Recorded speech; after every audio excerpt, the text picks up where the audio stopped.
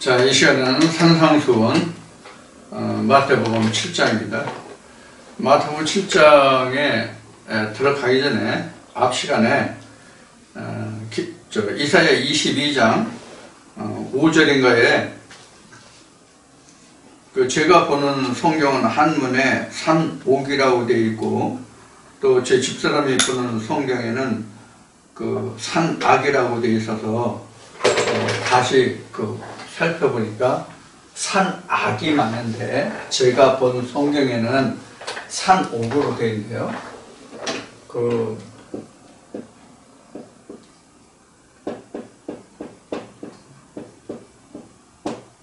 이거는 58년문이에요. 이렇게 쓴 건 58년문. 이건 산옥이죠. 이건 분명히 산옥이에요. 그런데 그 다음에 나온 성경에는 한 가지 빠진 게 있어요. 요게 있어야 되는데 여기 이게 없죠. 이건 악이에요. 이건 산악이 맞아요. 그래서 원어는 그럼 뭐로 봤나 그랬더니 산이라는 말 하르로 나와 있어요. 그러니까 이게 맞아요. 그러니까 이거는 62년분이고 이건 58년분이거든요. 그러니까 이게 4년 후에 나온 거는 이게 고쳐졌는데, 그러니까 61년 교정본 나오기 이전까지는 아마 산악으로 이렇게 나왔을 것 같아요. 이게 히브리어 하르이기 때문에 산악으로 해요. 맞아요. 이게 하르가 산이거든요. 그러니까 이게 맞을 것 같아요. 맞을 것 같는 게 아니라 산악이 맞아요. 근데 제가 보는 성경은 산옥이라고 이게 메산 벤이 빠졌어요. 이거 58년본이에요. 1958년본. 이건 62년본. 이렇게 틀리니까 이거 수정해야 됩니다. 다음 주 이사야 할 때 다시 언급을 하도록 하겠습니다. 잊지 않으면, 잊어버리면 할 수 없고요. 참고해 주시기 바랍니다. 자, 이 시간은 이사야 계속 하다 보니까 자꾸 이사야가 입에 익었네. 이번 시간에는 산상수훈 마태복음 7장 오늘 시작입니다. 산상수훈을 들어가기 전에 여러분들에게 광고 말씀을 드리도록 하겠습니다. 산상수훈은 마태복음 7장까지거든요. 마태복음 7장은 뭐 다음 주 정도면 끝날 것 같으니까요. 마태복음이 끝나면 이 마태복음 하던 이 시간에 수요일날 1시간씩 하던 성경 기초 있잖아요. 성경 기초를 주일날 산상수훈에 이어서 계속 하기로 하고요. 수요일날이나 토요일 시간을 이용해서 창세기를 여러분들과 함께 나누기로 그렇게 하겠습니다. 단 한 가지, 이제 의견이 어느 정도 지금 좁혀지고 있는데, 그냥 동영상을 올려주면 제가 생각했던 대로 그냥 동영상만 해서 업로드하면 그것이 가장 손쉬울 것 같은 생각이 들어서 그렇게 하고자 하는 제 생각인데, 일부 몇몇 분들은 그래도 며칠이라도 몇 명이라도 같이 그냥 생방송으로 들었으면 하는 분들이 계셔서 일단은 제가 별도로 수요일날이나 토요일날이나 이런 시간을 이용해서 여러분들에게 말씀을 동영상을 업로드하기로 하고, 좀 정해지면 좀 의견을 좀 더 지금 며칠이라도 몇 시간이라도 직접 생방으로 좀 듣고자 하시는 분들이 언제 어떻게 움직일 수 있는지 그것을 좀 감안해서 그때의 창세기를 시작하는 것으로, 그것을 시작으로 해서 매주 수요일이나 토요일날 연속으로 3장 끝날 때까지 창세기를 하는 것으로 그렇게 결정을 하도록 하겠습니다. 그러니까 여러분들 못지않아 그 날짜가 결정되고 시간이 결정될 테니까 그때까지 조금 기다려 주시면 고맙겠습니다. 자, 다시 말씀드립니다. 산상수훈이 다음 정도면 끝납니다. 그럼 산상수훈 시간에 성경 기초를 1시간을 하고, 창세기는 제가 여기서 말씀을 정리해서 증거해서 동영상에 업로드를 하는데, 그래서 몇몇 분들은 직접 생방송을 듣고 싶어 하시는 분들이 있으니까 그 시간이 언제 했으면 좋겠다는 것이 결정되면 그때를 기준으로 해서 함께 모여서 몇 시간이라도 나누고, 그 다음에는 다른 날, 수요일날, 토요일날 정해서 그때 말씀을 전하겠다 하는 내용입니다. 그때까지 조금 며칠 더 기다려 주시기 바랍니다. 자, 그러면 마태복음 7장 산상수훈, 마태복음 7장 이 시간으로 넘어오도록 하겠습니다. 자, 마태복음 7장입니다. 비판을 받지 아니하려거든 비판하지 말라. 너희는 비판하는 그 비판으로 너희가 비판을 받을 것이요 너희의 헤아리는 그 헤아림으로 너희가 헤아림을 받을 것이니라. 이 비판에 대해서 지금 기록을 하고 있는데요. 이 비판에 대한 것이 지금 어디까지를 보아야 하냐면 6절까지는 비판으로 봐야 돼요. 6절이 좀 내용이 다르긴 한데 6절까지가 이제 비판으로 봐야 되고, 그 다음에 이제 거룩한 것이 무엇이냐, 그 다음에 이제 조본문 이런 그 말씀으로 좀 단원을 나눠볼 수가 있겠는데, 이 지금 마태복음 7장 그 시작이 비판이거든요. 그 예수는 그 비판하지 말라라고 이렇게 이제 이야기를 하고 있는데, 우리 그 세상에 인간이 살아온 모든 역사들은 비판이 없이 발전해 온 것이 없어요. 비판 없이는 발전이 안 돼요. 반드시 비판이 필요하거든요. 비판의 가장 좋은 그 방법이 뭔지요? 여러분들 혹시 아시나요? 비판이 가장 그러니까 합리적으로 비판하는 방법이 무엇인지 아시냐고요. 합리적인 비판의 시간이 어떤 시간인지 아냐고요. 어떤 방법인지. 토론이에요. 토론이 가장 합리적으로 비판하는 시간이에요.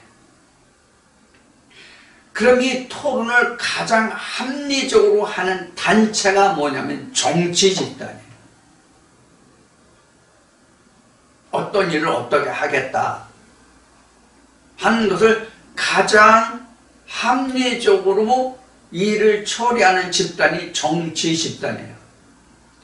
그래서 한 가정도 사실 비판 속에 그 가정이 유지되고 지탱이 되는 거예요. 가정에 비판이 없으면 그 가정 와해야 돼요. 그래서 비평은 반드시 있어야 돼요.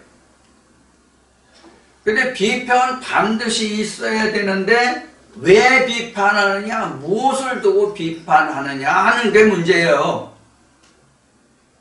비판을 위한 비판이 있고요, 어떤 일을 처리할 목적으로 비판하는 게 있고 그렇단 말이에요.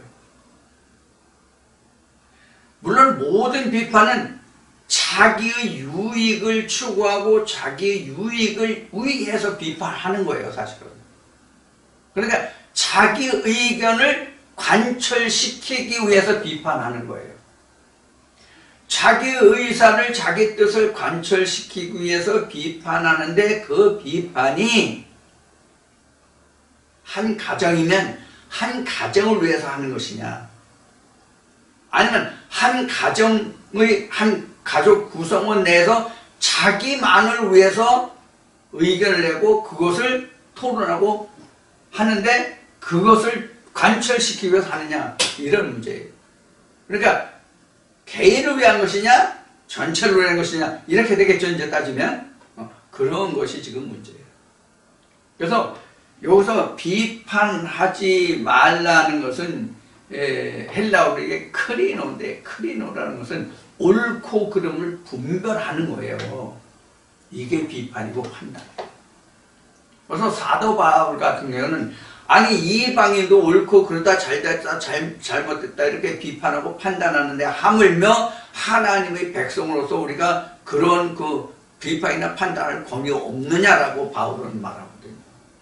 그러면 예수가 말한 것이 비판을 받지 않으면 비판하지 말라. 쉬운 얘기로 비판하지 말라는 얘기잖아요.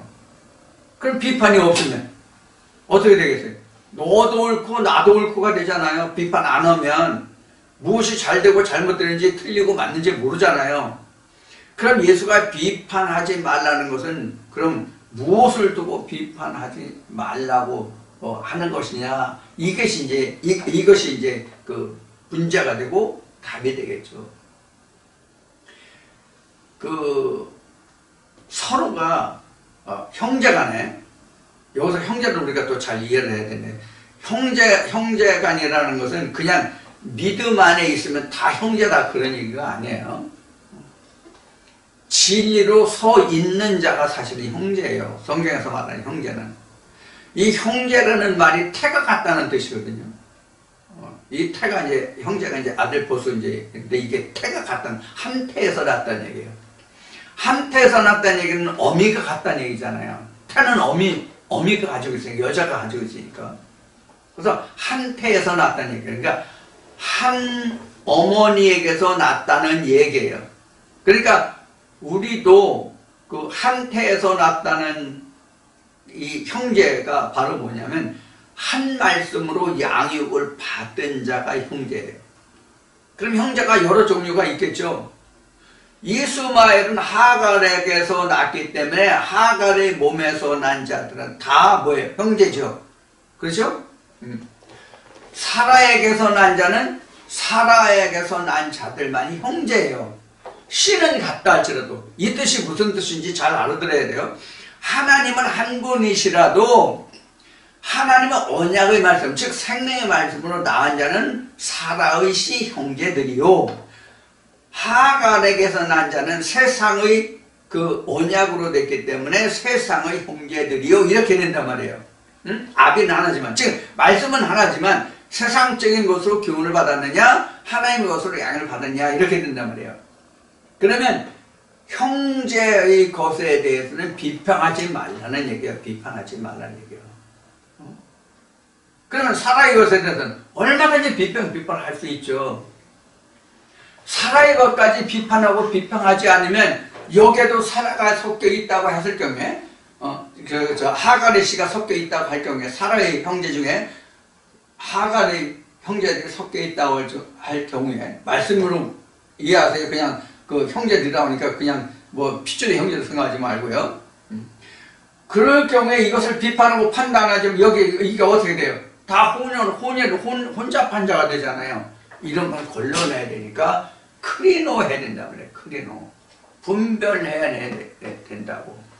이게 그래서 이게 비판이라는 것은 판단하다, 구별하다, 뭐 이건 뭐 이런 뜻을 가지고 있다고요. 그래서 비판하지 말라고 하니까 그럼 구별하지 말라, 판단하지 말라, 가려내지 말라, 이런 뜻으로 우리가 해석할 수 있잖아요. 그러면 안 되죠. 그러면 안 되죠.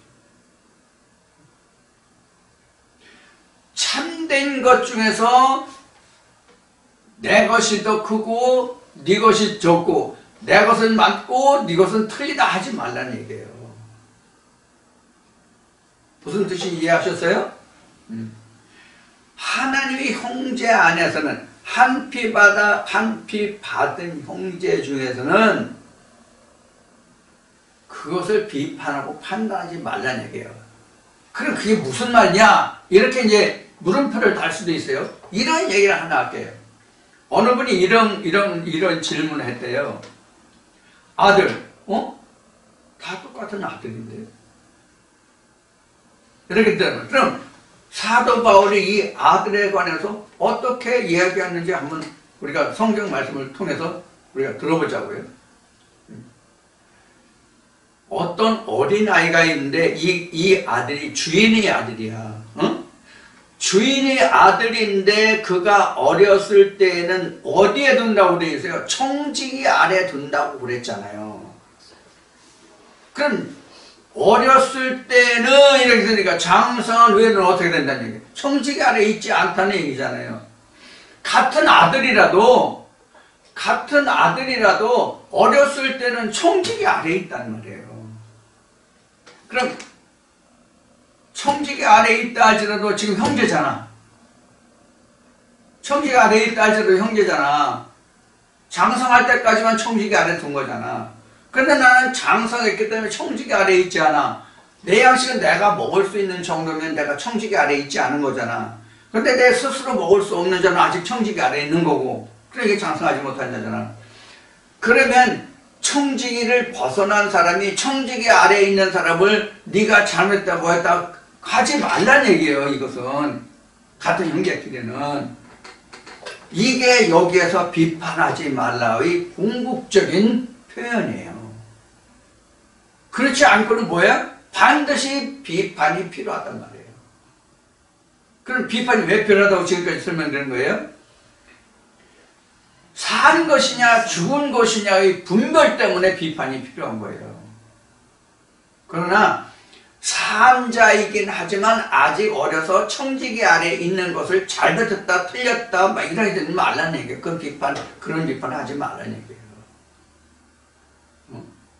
그래서 바울은 또 이렇게 해줘. 네가 너 무엇이간데 네가 뭐 비판하냐? 네가 비판하면 네가 이 법을 지켜야 할 자가 아니라 너는 심판하는 자다. 이렇게 이제 말씀하는 부분도 나오죠. 그래서 분별하고 판단하고 비판하는 것은 바로 이러한 견지에서 우리가 생각을 해야 된단 말이에요. 그래서 무조건적으로 비판하지 않고 분별하지 않으면 나도 죽고 너도 죽고요. 내가 옳고 그름을 모르잖아요. 비판하는 거. 그래서 제가 전에 이런 얘기를 했었죠.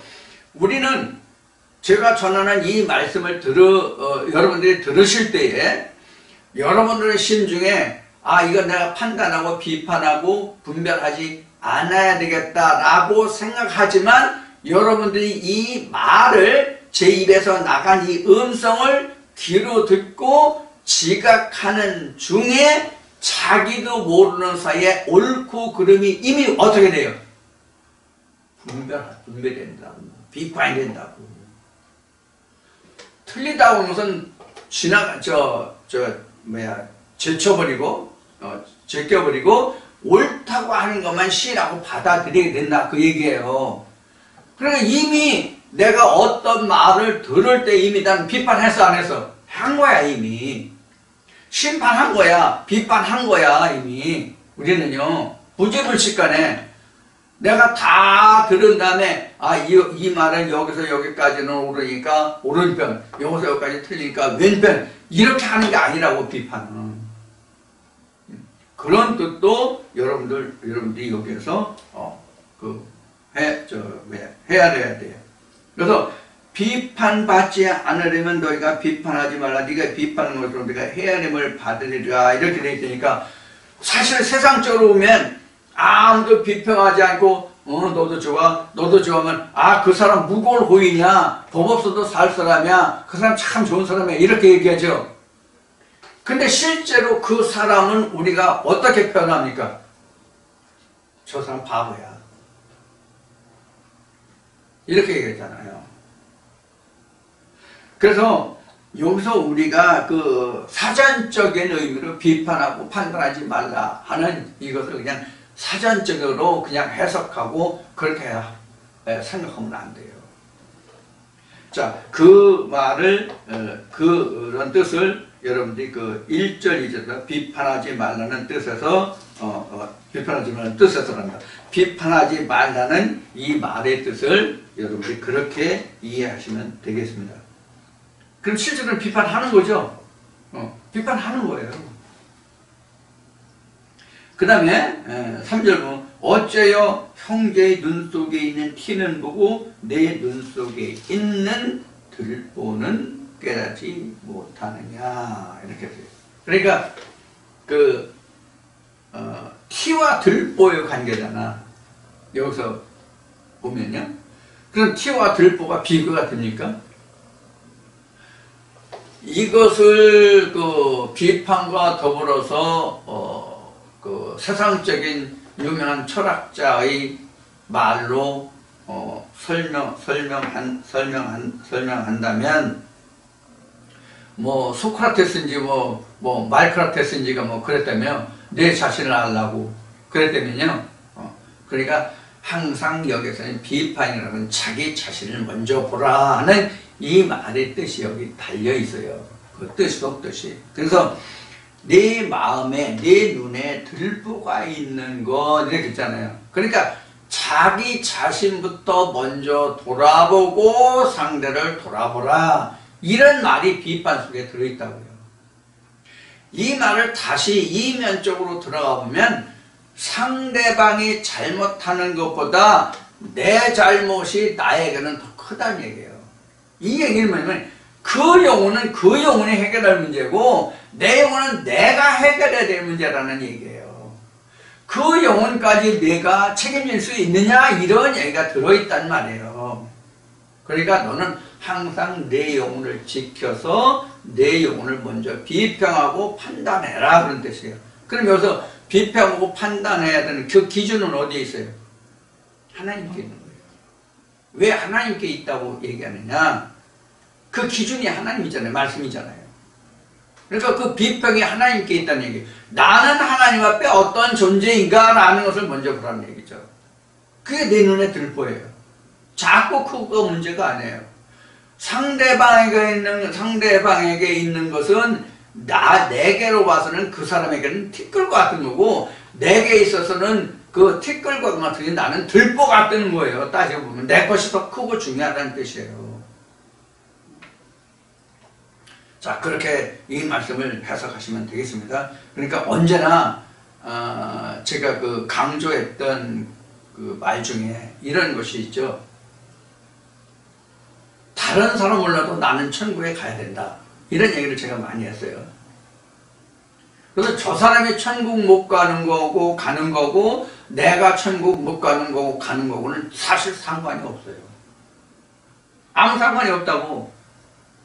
내가 천국 가도 내가 애써 힘써 천국을 침례해서 내가 가는 거고 내가 안 가고 못 가더라도 내가 놀고 게을러서 침노 안 해서 못 가는 건 내게 달리는 것이 상대방 관계없잖아요. 그런 면에서 보면 항상 내가 크다라는 얘기를 수없이 많은 동영상에서 아마 언급이 되어 있을 거예요. 제일 큰 게 누구나? 내가 크다.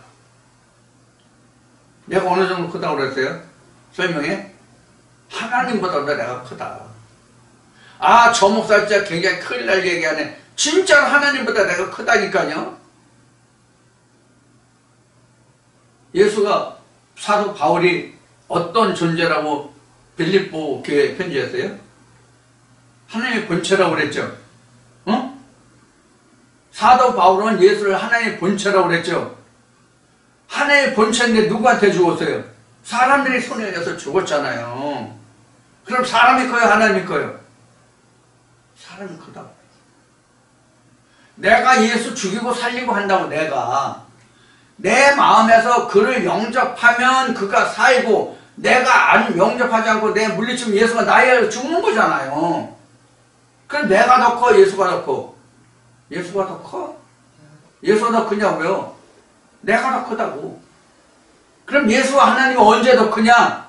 그를 영접해서 내가 죽을 수뿐이 없는 자인데 내가 그로 인해서 생명을 얻었구나, 생명을 받았구나, 내가 죽은 자가 아니라 산 자가 되었구나 하는 것을 깨달았을 때에만 비로소 그가 큰 자야. 그걸 모르면 예수 하나님 뭐 필요해? 아무 쓸데없어. 이런 것을 생각하시라고요. 이게 들보의 관계고 비판의 관계예요. 사실은 예수는 하나님의 비판의 대상이 아니잖아요. 비판의 대상이 될 수도 없고 비판과 비판을 받을 그런 대상이 아니잖아요. 그런데 왜 비판과 그 판단의 대상이 되느냐면 내가 모르기 때문에 비판과 판단의 대상이 되는 거야. 알면 비판, 판단 대상이 아니지. 어떻게 하나님이, 예수가, 성령이 비판과 판단의 대상이 될 수 있습니까? 안 되죠. 모르니까 비판, 판단하는 거죠. 자, 그 다음에 4절 보겠습니다. 보라, 내 눈 속에 들보가 있는데 어찌 형제에게 말하기를 나로 내 눈 속에 있는 티끌을 빼게 하라 하겠느냐. 이 설명, 방금 드린 설명으로 보충하도록 하겠습니다. 대신하겠습니다.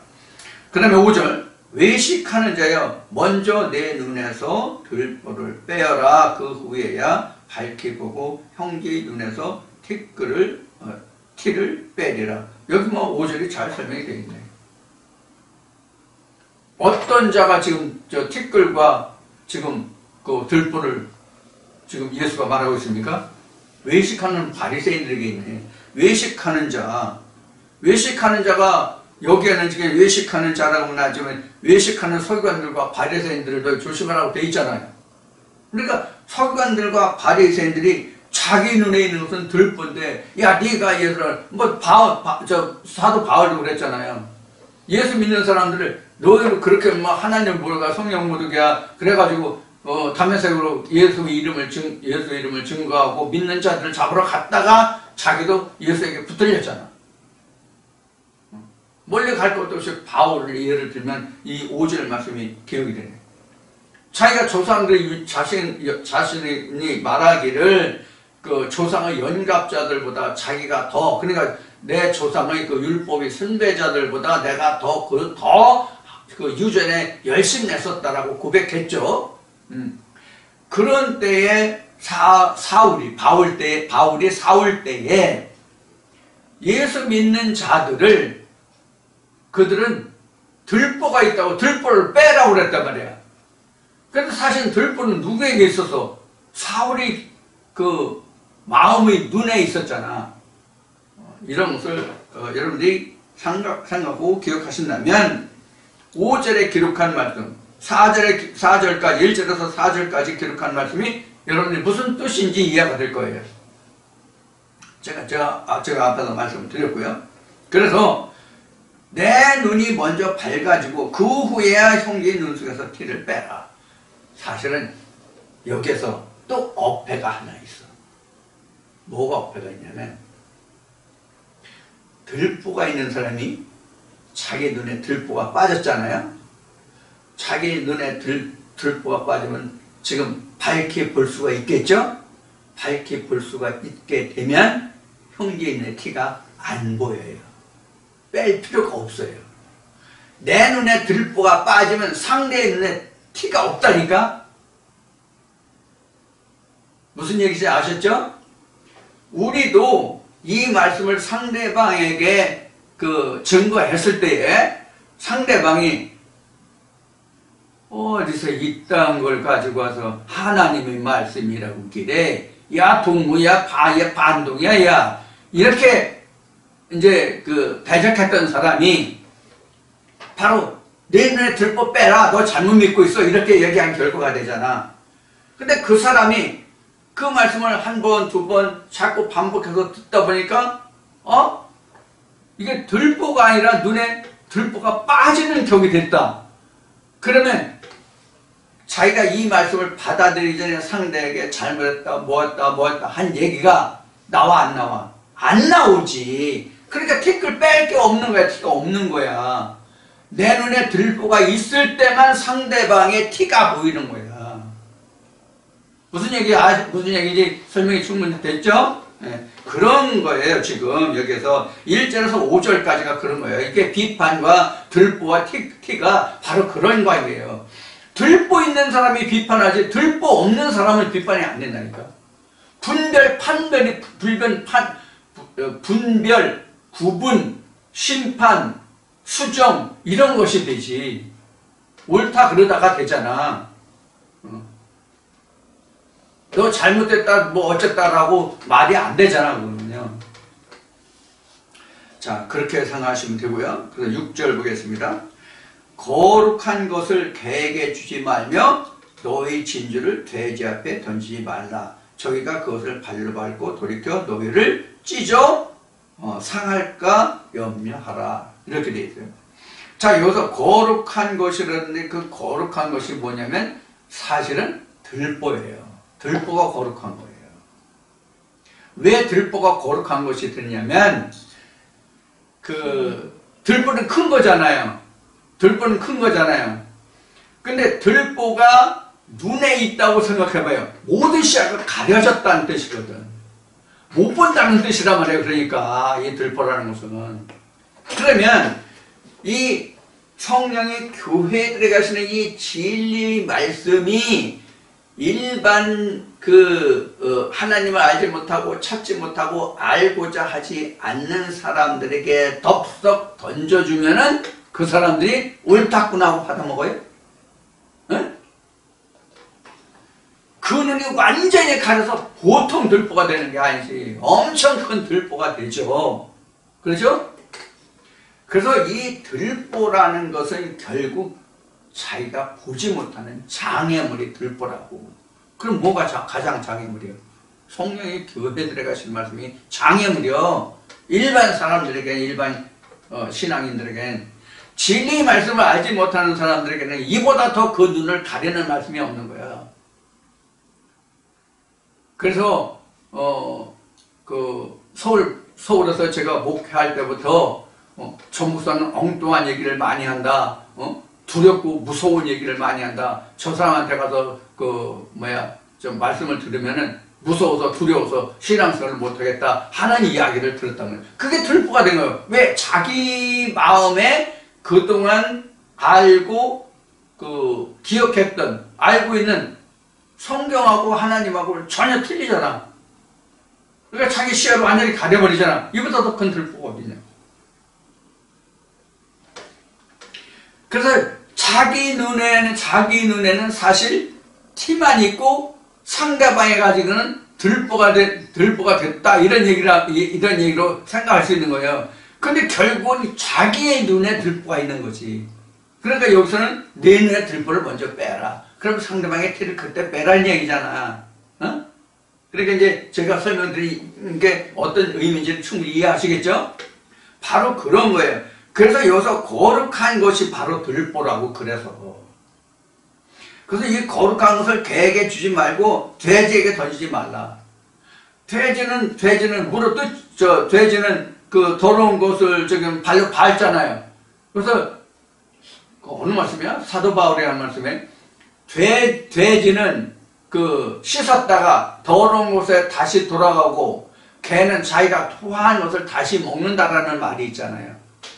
근데 개는 특성이 입으로 부숴서 찢잖아. 돼지는 그냥 짓밟잖아.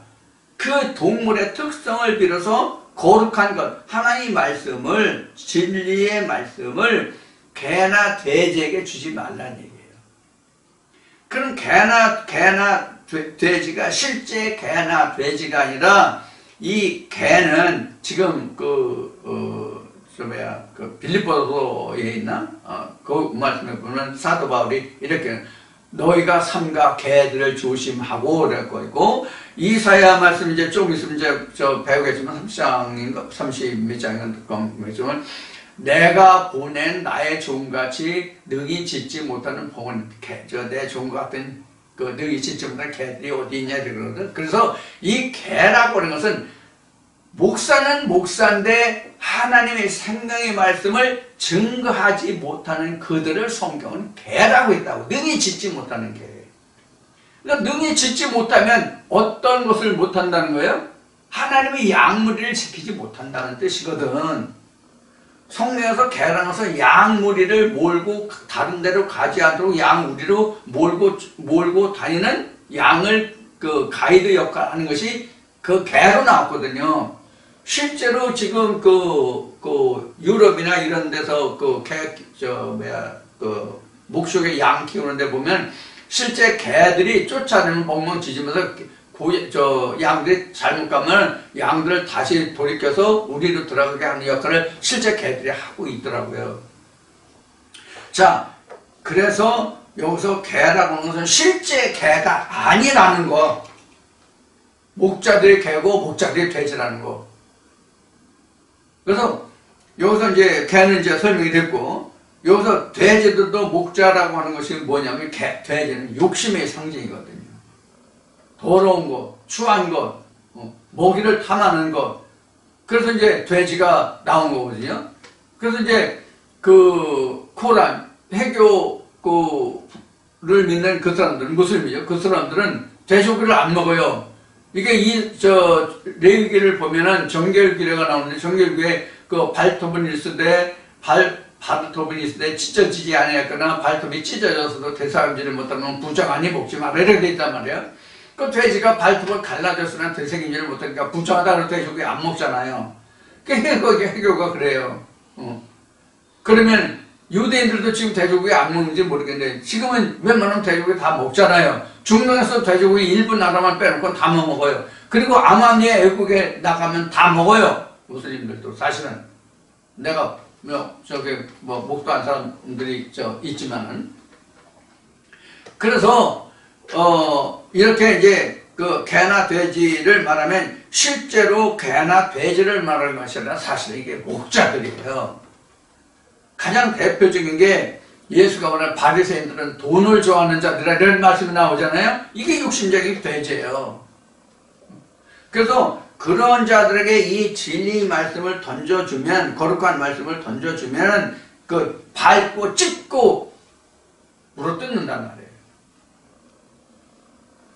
그런 것이 지금 그 6절에 기록한 말씀이에요. 그래서 여기서 개나 돼지는 실제로 개나 돼지들이 아니라 하나님을 알지 못하고 욕심을 부리는, 그리고 찢어발기는 그런 이제 목자들을 여기서 개나 돼지로 설명하고 있다. 이렇게 보시면 되겠습니다. 이건 제 얘기가 아니라 성경에 그렇게 설명이 되어 있어요. 나중에 이제 이사야서나 이제 또 다른 말씀을 볼 때 여러분들에게 설명을 드리도록 하겠습니다. 그 다음에 7절로부터 보겠습니다. 7절로부터 보면은 이제 그 하나님께 이제 구하면 하나님이 이제 갚아주신다는 그런 좀 이제 여기서도 이제 기도라고 이제 그 생각할 수 있는 부분이에요. 구하라 그러면 너에게 주실 것이요, 찾으라 그러면 찾을 것이요, 문을 두드리라 그러면 너에게 열릴 것이니, 이렇게 얘기해요. 여기서 구하는 것이 그럼 우리가 무엇을 구하느냐 하는 거예요. 하나님의 백성이 구하는 것이 무엇입니까? 하나님을 구하는 것인데 그의 나라와 의란 말이에요. 이게 이제 이미 이제 마태복음 6장에서 그 주가 가르쳐 주신 기도문에 나왔죠. 너는 그의 나라와 의를 구하라. 이런 거란 말이에요. 그래서 하나님의 뜻이 하늘에서 이루어진 것과 같이 땅에서도 이루어지다. 그래서 그 나라와 의가 아버지께 영원히 있고 그것을 너희가 구하라고 이제 이렇게 돼 있는 거거든요. 그래서 구하는 것은 먼저 주기도문 할 때 6장 할 때도 얘기했지만 자기가 필요한 그 무엇을 구하는 것이 기도가 아니란 말이에요. 자기가 필요한 것이 무엇인가에 따라서 하나님께 구하는 것이 아니라, 쌀 떨어졌으니 쌀 보내주세요. 애들 학교 보내야 되는데 등록금 없으니 등록금 보내주세요. 우리 아들, 딸이 직장을 가야 되는데 직장이 없으니 직장을 구해주세요. 이런 것을 기도하는 게 아니라 아버지 나라와 그 의를 구하는 거란 말이에요. 그래서 여기서 구하는 것도 아버지의 나라와 의를 구하라는 것이지, 자기 소유의 목적, 자기가 살아가는 생활 환경에 따라서 구하라는 것이 아니에요. 그래서 앞에 기도가 무엇인가 하는 것을 말씀을 드릴 때에도 말씀을 드린 것이 나 하나님 알기를 원해요. 그렇게 구하라고 말씀을 드렸잖아요. 그럼 하나님이 요한복음 1장에서 말씀 성경이라고 했으니까 하나님을 알기를 원해요는 나 성경을 알기를 원해요와 똑같다. 이렇게 말씀을 드렸어요. 그래서 여기에서도 구한다고 그러면 그럼 무엇을 구하냐면 하나님을 구하는 거예요. 예수를 구하는 거예요. 천국을 구하는 거예요. 하나님을 알면 그게 천국이니까. 근데 내가 하나님을 모르잖아요. 성경을 모르잖아요. 성경을 모르기 때문에 내가 교회 가서 성경을 알고자 해서 교회 가는 거잖아요. 근데 교회 가면 뭐 개신교, 구교, 뭐 기타 뭐 여러 가지 뭐 교회가 있잖아요. 우리나라로 보면 구교, 개신교 따지고 세계적으로 구교, 개신교 이렇게 따지지만은 또 그것을 교파로 가면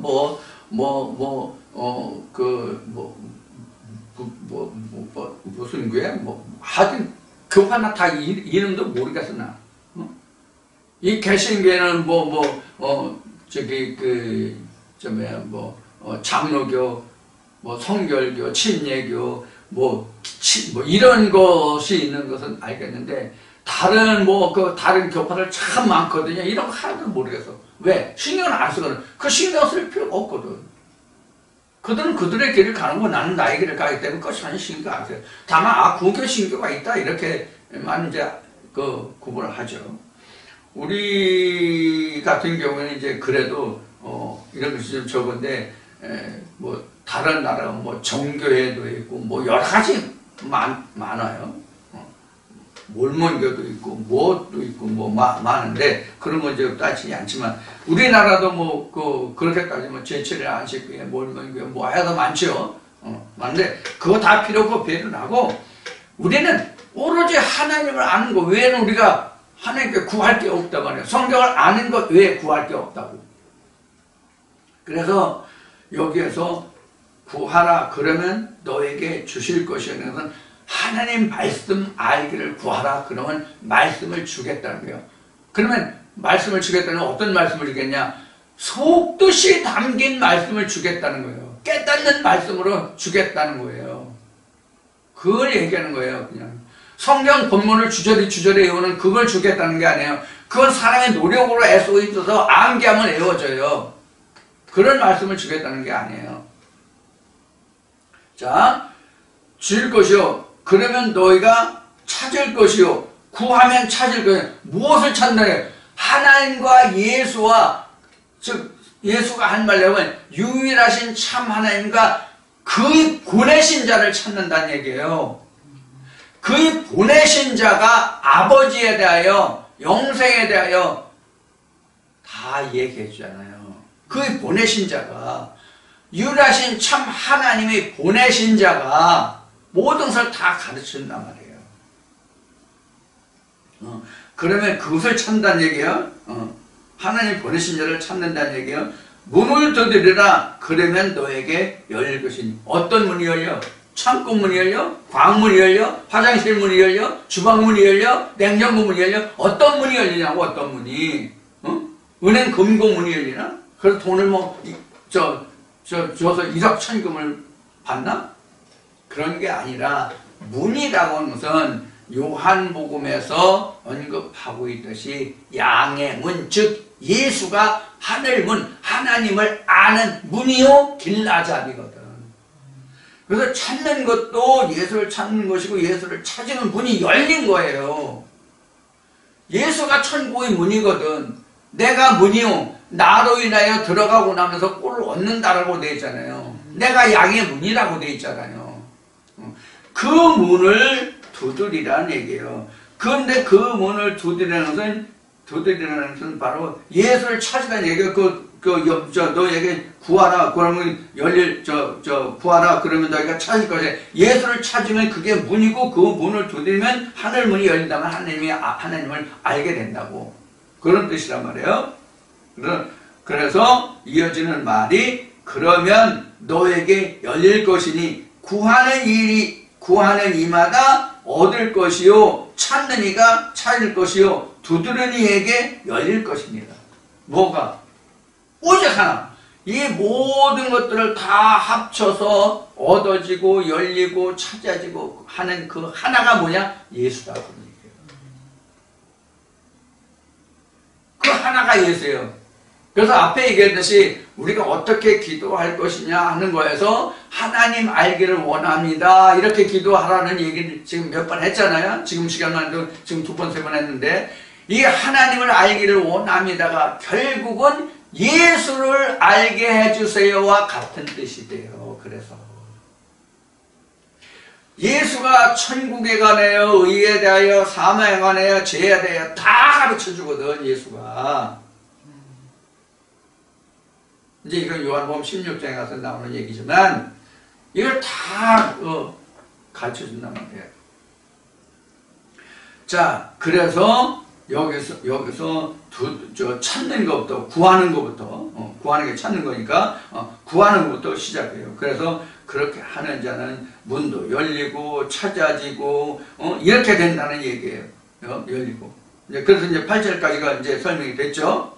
자, 9절부터 보면 너희 중에 누가 아들이 떡을 달라 하면 돌을 주며 생선을 달라 하면 뱀을 줄 사람이 있겠느냐? 이렇게 나왔어요.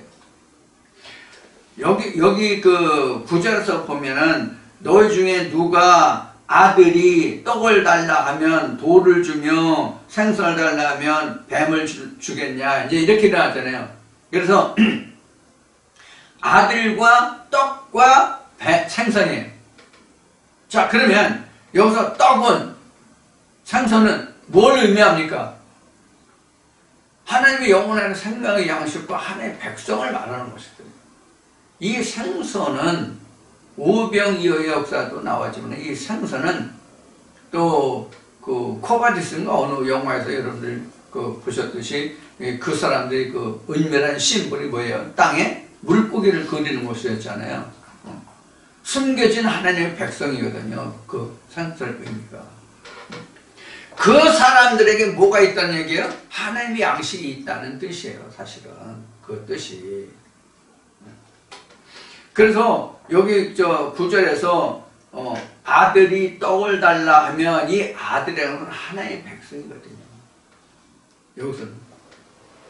근데 이제 누가 아들이 이렇게 이제 설명했으니까 어느 집에 아들이 떡을 달라 하면 생선을 달라 하면 이렇게 이제 설명이 되는 거죠. 이래서 아니 어느 부모가 자식이 떡을 달라는데 돌 주고 생선을 달라는데 뱀 줄 사람이 어디 있어요? 없잖아요. 사람도 그래 하지 않잖아요. 그 뒤에 물론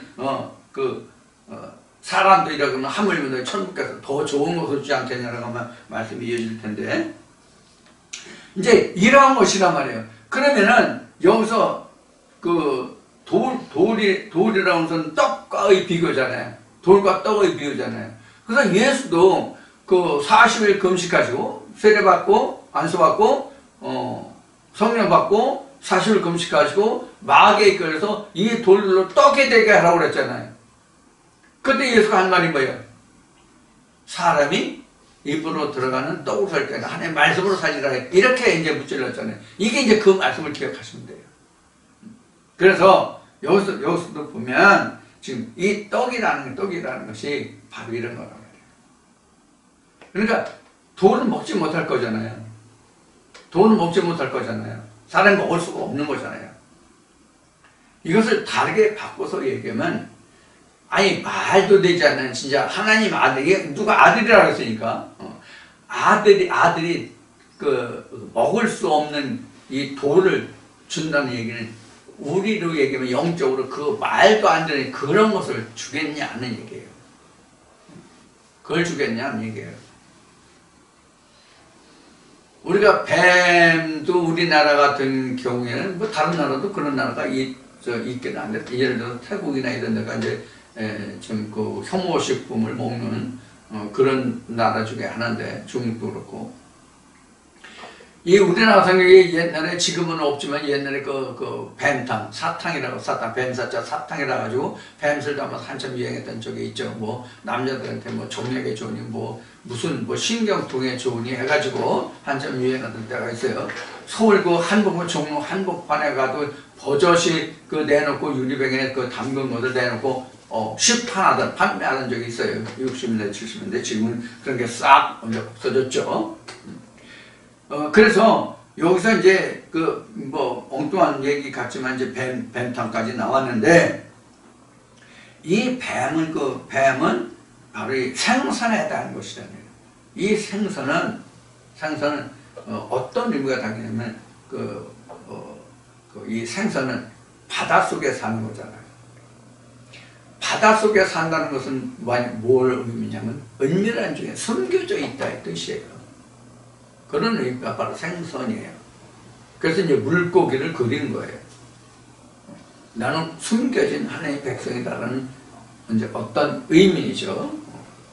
그래서 성경에서도 생선 2마리, 떡 7개 이렇게 나오지만은 떡 7개 또는 5개죠. 그래 나오는데 5병이요.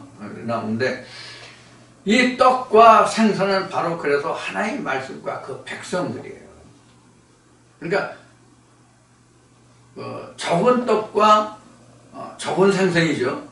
떡 5개, 떡 7개 해봐야 뭐 수천 명이 모였다고 성경에 주는 거 알고 있으니까 사실 그 작은 떡 몇 덩어리와 생선 2마리가 무슨 소용이 있겠어요. 그러나 하나님의 말씀은 나누면 나눌수록 풍성했잖아요. 여기서 떡과 2마리 그 생선을 하나님의 말씀으로 비교한다면은 그 밥과 반찬으로 볼 수 있잖아요. 바다 물고기, 마른 생선은 그냥 마른 게 아니라 뭐가 있어요? 바다 생선이니까 염도가 있잖아요. 염분이 있잖아요. 떡은 염분이 없잖아요. 물론 실제 우리가 대한민국에 만드는 그 찹쌀떡이나 뭐 이런 거에는 그 소금을 넣고 합니다. 사실은 소금 아주 안 넣고 하는 게 아니라 소금 아주 10개 넣고 합니다. 그러니까 소금이 들어가 있지만 생선과 같은 염도는 안 된단 말이에요. 그러면 실제 유럽 같은 빵 같은 데는 소금을 넣으면 안 되잖아요. 소금을 빵 하는데 소금 넣으면 안 되는 이유가 뭔지 알아요? 왜 안 되는지 알아요? 빵에 소금을 넣으면 안 되는 이유. 실제로 그럴지 안 그럴지 모르는데 약간 들어간 건 몰라도 소금을 우리가 간을 느낄 정도로 그 빵에 소금을 넣는다면 아마 그 뭐지? 부푸는 거 뭐지 이거? 이 부풀지가 않을 거예요 아마. 소금을 많이 넣으면. 그래서 염분이 없는 거에 염분이 있는 거 같이 먹어야 소화되고 맛도 되잖아요. 그래서 소금의 맛을 잃으면 이렇게 나오는데, 그래서 그 생선 2마리는 뭐가 되냐면 반찬이 되는 거예요. 밥과 반찬. 이래야 조화가 되는 거잖아요. 그런 의미에서의 여기서도 떡과 생선 이렇게 보시면 돼요. 여기서도요. 그래야 맛을 느끼고 먹잖아요. 그리고 소화도 되고요. 실제 우리가 섭생에 있어서도 염분이 전혀 없는 것으로 먹으면은 우리가 그 침과 위에서 나오는 소화액, 그리고 간과 담에서 나오는 췌장에서 나오는 소화액, 그것으로 소화가 되는데 소화가 잘 안 된대요. 진짜 소화를 돕는 것은 소금이 있어야 소화가 잘 된답니다. 그래서 너무 싱겁게 먹는 사람은 그래서 소화가 잘 안 된다고 그래요. 이제 그게 밝혀진 거예요.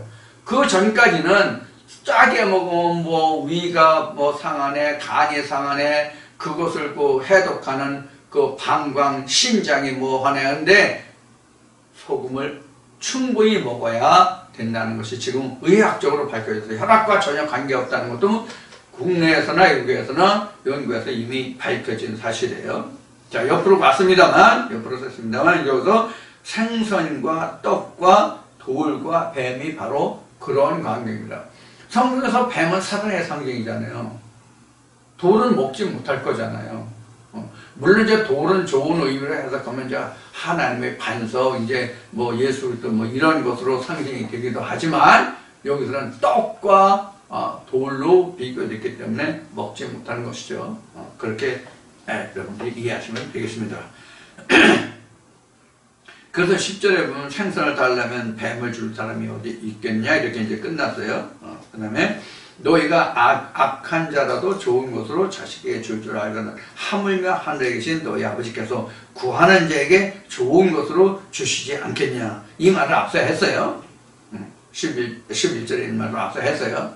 그래서 하나님은 하나님의 백성들이, 사실 하나님의 백성들이 아니지. 처음은 하나님의 백성이 아닐지라도 하나님을 알기를 구하고 하나님 안에서 그 모든 것으로 함께하고자 하는 자에게는 이렇게 하나님이 응답해 주신다 그래요. 그래서 구하라고 한 거예요. 그래서 시편인가 잠언인가 보면 나를 간절히 바라고 찾는 자에게 내가 나타나리라고 말씀하시잖아요. 그런데 간절히 나를 바라고 찾는 자에게 내가 나타나리라고 말씀하셨는데 여기서 우리가 또 한 가지 중요한 것이 하나 있어요. 뭐가 중요하냐? 하나님표 하나님을 찾느냐, 자기 마음에 드는 자기 마음표 하나님을 찾느냐 하는 차이예요. 구하는데 똑같이 구하는데 자기 욕심을 들어줄 하나님을 찾느냐, 정말로 하늘의 뜻을 이루어줄 하나님표 하나님을 찾느냐, 이 차이라니까. 이게 무슨 말인지 잘 모를까요? 똑같은 하나님인데 뭘 그걸 구별해? 뭘 그렇게 말해? 이렇게 말씀하실 분이 없잖아. 있을 듯한데 이건 전혀 하늘과 땅 차이예요. 제가 처음에 하나님의 음성을 듣게 된 이유도 진짜 하나님이 누구냐, 하나님이 무엇이냐 하는 데서 시작했거든요. 내 생각과 내 욕구와 내가 그동안 당해왔던 수치와 인간의 그 자존심? 이런 것을 위해서 하나님을 찾은 게 아니라 하나님 정말 계십니까? 하나님이 누굽니까? 하나님이 무엇입니까? 여기서부터 시작한 거거든요. 나 하나님 알기를 원합니다. 나 하나님 진짜 찾고 싶습니다. 하나님 누구십니까? 하나님 진짜 있는 겁니까? 여기서 시작한 거거든요. 그러니까 여러분들도 그런 질문을 하라고 하나님께 그렇게 물으라고. 그렇게 돼요. 내 육신으로 살아갈 것을 위해서 하나님을 찾지 말고 진짜 하나님이 누구냐 하는 거예요. 하나님이 무엇이냐, 하나님이 누구냐, 진짜 하나님이 계시다면 하나님이 무엇이 하나님이냐. 그래서 찾게 된 게 성경이 하나님이다 예요.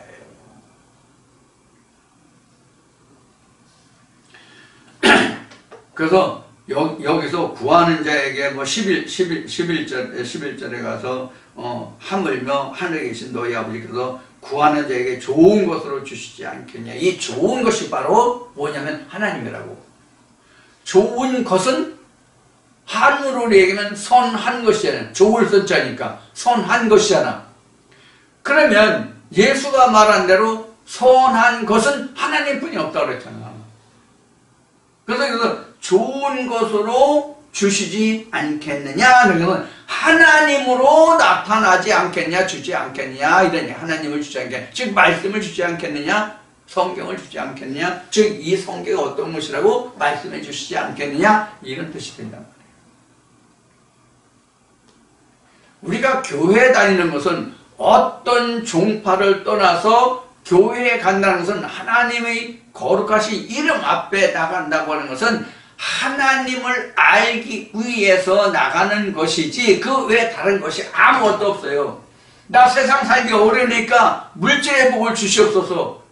나 세상에 지위가 필요하니까 내가 고관대직이 되게 해주십시오. 나 신랑감이 아내감이 신부감이 필요하니까 신랑감 주십시오, 신부감 주십시오. 내 애가 좋은 학교에 들어가야 되는데 좋은 학교 들어가게 해주십시오. 자기 욕심을 추구하고 자기 욕심을 이루기 위해서 교회 가는 것은 아니란 말이에요. 교회는 모든 어떤 종파든지 간에 기독교, 천주교, 불교, 여타 모든 종교가 다 세상 것을 놓고 구한다면 그건 종교지, 그건 신이 아니라고. 어떤 종교든지 간에 그건 그냥 종교야, 신이 아니야.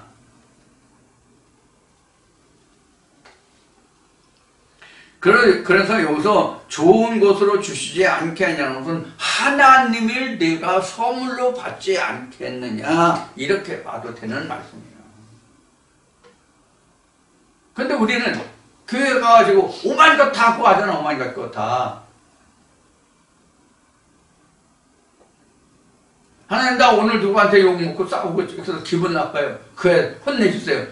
쉬우냐고. 이런 식이면 자기 분풀이, 자기 욕심, 자기 사욕을 채우기 위해서 하나님을 부르는 거잖아요. 하나님 그거 무관하시다고. 그건 세상에서 사람과 사람끼리 할 일이고, 직장과 직장이 할 거리고, 단체와 단체가 해결될 문제지, 하나님은 무관하고, 하나님이 세상을 주관자가 아니거든. 하나님은 하나님 나라의 주관자지 세상 주관자가 아니시라고. 참 이런 말까지 해야 되나 모르겠다. 자, 그 다음에 12절에 그러므로 무엇이든지 남에게 대접을 받고자 하는 대로 너희도 남을 대접하라. 이것이 율법이요 선지자니라. 이렇게 하세요. 그러니까 이것은 이제 그 인과응보잖아요. 인과응보인데 여기서도 이제 그 제가 그 말씀드리고자 하는 것은 똑같은 맥락의 말씀이에요. 대접을, 물론 세상적으로도 우리가 그 선을 베풀라는 얘기를 많이 하잖아요. 내가 덕을 많이 쌓고 선을 많이 베풀면 내 당대에는 내가 힘들고 어렵게 살지라도 자식 때라도 그 후손에도 복을 받고 그 자손들이 잘 된다, 이렇게 얘기하잖아요. 이것도 맞는 얘기예요. 우리가 악을 쌓고 살면 그 악이 그 매듭이 있어서 연결고리가 있다고 그래요. 그래서 우리가 세상을 사는 것도 우리가 그 어떤 매듭을 만드는, 그러니까 혐의가 있는, 매듭이 있고 혐의가 되잖아요. 혐의가 매듭이 돼서, 매듭이 됐다는 얘기는 서로가 그 엉켜서 서로 그 원활하게 그 교류하지 못하는 상태가 매듭이잖아요. 그게 혐의잖아요. 그래서 그 혐의가 우리가 일반 그 세상에서 이야기하는 그 뭐라 그래, 그 주역가나 뭐라고 그러지? 그 주역을 하는 사람들인가? 이런 사람들, 또 특히 무당들이, 또 역술가나 무당들이 하는 얘기는 그게 뭐 200년을 가네, 뭐 3대를 가네, 이런 얘기를 해요.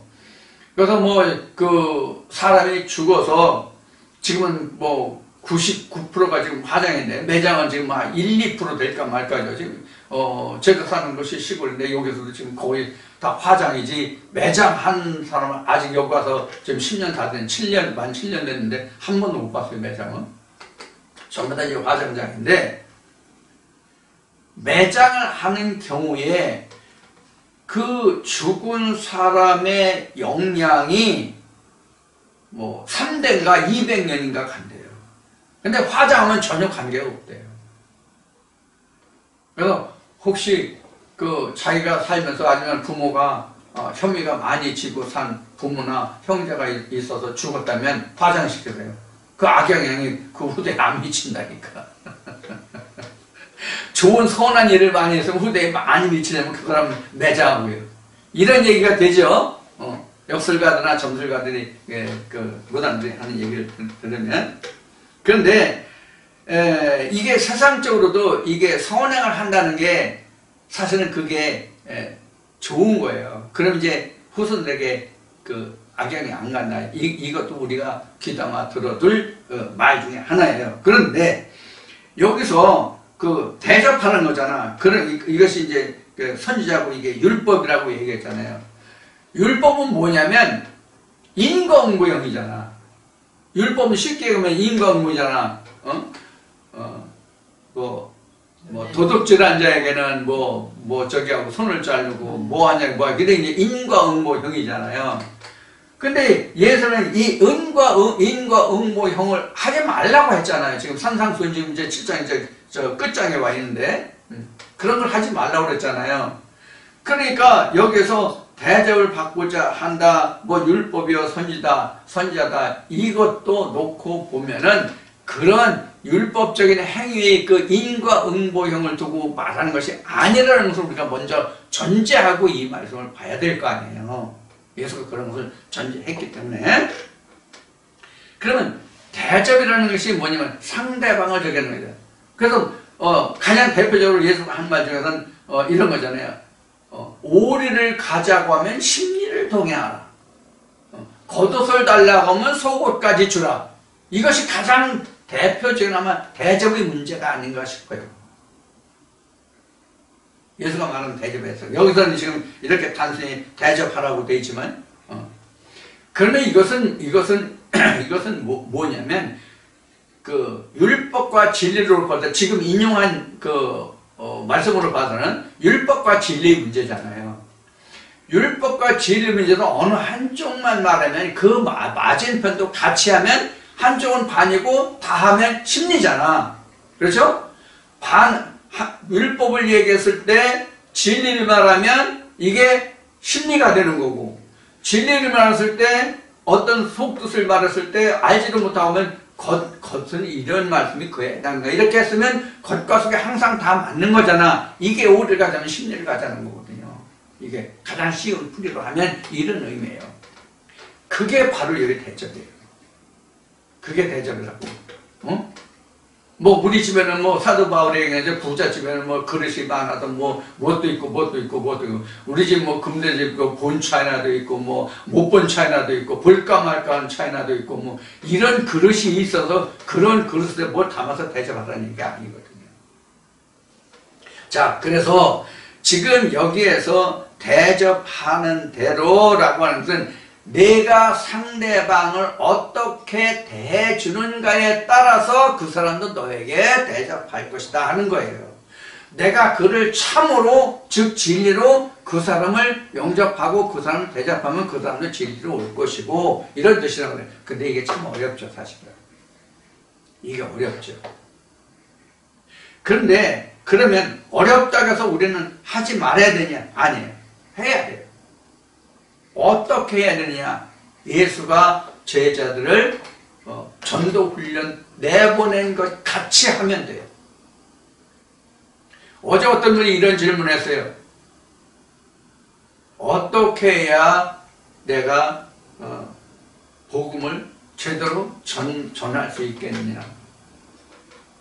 땅끝까지. 이거와도 지금 이게 연관이 있는 말씀이 되죠. 그래서 심리가라면 오리가 자면 심리가고, 겉을 따르면 속옷도 주고, 이렇게 지금 인용을 했잖아요. 그러면 이것을 어떻게 해야 되냐면, 예수가 그 제자들을 전도훈련을 보냈을 때, 어느 집에 가서 너희가 문안해서 이 말씀을 전했을 때 그들이 영접하면 그 집에 복을 빌어주고, 그렇지 않으면 너희가 돌아서서 뭔지라도 털어라 이렇게 그 제자들에게 말했잖아요, 예수가. 이게 바로 대접의 방법이에요. 내가 좋게 대접하려고 해도 거기서 영접하지 않으면 못하는 거예요. 그 이상 할 수가 없어요. 거기서 어거지 쓰면 오히려 충돌이 생겨요. 그냥 그들이 싫다고 할 때 그냥 돌아서요. 언젠가 기회가 되면 다시 해요. 그때도 돌아서요. 다시 어느 기회에 또 해요. 이게 진짜 땅끝까지야, 사실은. 이것도 땅끝까지야. 근데 가장 큰 땅끝은 자기 마음에서 온전한 혐의가 없을 때까지 복음이 온전히 순수한 액기스로 남을 정도까지. 그러니까 찬송가대로 나와 세상은 간 것 없고 오로지 구속한 주만 보이도다. 이 상태가 되면 사실은 나 하나에게서는 땅끝까지 복음이 전도된 거예요. 유대와 사마리아까지. 근데 이방에 대해서는, 즉 하나님을 알지 못하는 사람이 이방이에요. 지금은요. 중동의 이스라엘, 그 이스라엘을 주변으로 하고 있는 그 나라들이 이방인이 아니고, 지금은 신명기에 나온 말씀이고, 바울이 말했나? 한 말씀하지. 하나님을 알지 못하는 이방인들과 같이 하지 말고, 이런 말씀이죠. 그래서 그런 이방인들에게 내가 복음을 들고 가는 것도 내가 이 세상 끝까지 복음을 증거하는 거예요. 근데 그 사람이 안 받으면 어쩔 수 없는 거란 말이에요. 죽이고 그 집어넣을 거야? 어떻게 할 거야? 못 하잖아요. 아니면 입을 뭐 벌려서 집어넣을 거야? 아니면 가슴을 째고 벌려넣을 거야? 배를 찢고 집어넣을 거야? 방법이 없잖아요. 예수도 그런 사람들에게 돌아서라고 그러는데 먼지라 털려고 그러는데 이런 문제가 이제 있죠. 그래서 우리가 대접하라고 하는 것은 바로 이런 거예요. 지금 말씀드려가지고. 그래서 지금 조금 전에 뭐 얘기하다가 그 화장할 때 그 의복까지 얘기했나요? 혐의. 혐의. 얘기했는데 우리 저도 그걸 몰랐는데 듣고 어느 글을 보니까 우리 수의 있잖아요. 수의 죽은 사람이 입히는 수의요. 지금 수의 별로 안 합니다. 지금은 또 차츰 이제 수의 없을 거예요. 자기 평상시 입던 옷으로 이제 앞으로는 수의를 이제 하게 될 겁니다. 우리나라도 이제 그렇게 많이 변해가고 있어요. 이게 서양에서 그렇게 하고 있는데 우리도 그렇게 합니다. 그래서 옛날에는 안동폰이 했는데 지금 그런 거 없습니다. 이제 없고 이제 우리도 차츰 자기가 평상시 입던 옷으로 이제 깔끔한 옷으로 갈아입혀서 얼굴 가리지 않고 염한다고 그러지. 염하면 이제 완전히 묶어서 얼굴에는 검은 천을 씌워가지고 7매듭으로 묶어요. 그런 이제 염한다고 그러는데 그런 염 없고 얼굴을 내놓고 평상시 옷 입고 관에 넣었는데 전에는 관을 덮었잖아요. 지금은 이제 그 관을 닫지 않는 것으로 아마 그렇게 이제 될 겁니다. 근데 이제 옛날에 수의할 때는 수의는 실을 우리 바느질하는 끈 매듭을 짓잖아요. 매듭 그 바느질하면 실 바늘에 끼어서 끝에 그 매듭을 짓잖아요. 그런데 수의는 절대로 매듭을 짓지 않는답니다. 수의는 매듭을 매지 않고 그냥 꼬맨답니다. 그래서 그 이유가 뭐냐면 매듭을 맨 사람이 그 매듭을 풀어야 되니까 그 사람 장사 지낼 때 매듭 맨 사람도 너 풀어 어쩐다나 그런 이야기가 있어요. 그래서 매듭을 안 하는데 그것이 바로 여기에서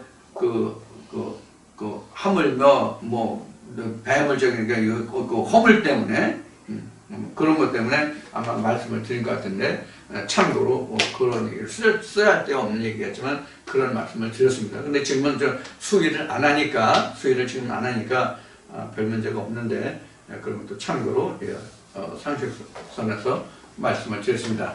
자, 이렇게 해서 지금 오늘 그 산상수훈 마태복음 7장 12절까지 했습니다. 다음 주에는 13절 조본문으로 들어가다 여기서부터 하도록 하겠습니다. 자, 날씨가 오늘까지만 날씨가 선선하고 내일부터는 다시 정상적인 가을 날씨 모드로 돌아온다고 하니까 그래도 일교차가 지금 심한 편이에요. 우리나라도 일교가 많이 변해가지고 지금 계절이 지금 봄, 겨울로 말해야 되나? 지금 그렇게 날씨가 지금 변화되고 있다 하는 얘기를 기상학자들이 많이 얘기하는데 여하튼 기상 변화가 심하고 일교차가 따라서 심합니다. 여러분들 건강 주의하시고 건강한 모습으로 다음 주에 뵙겠습니다. 감사합니다.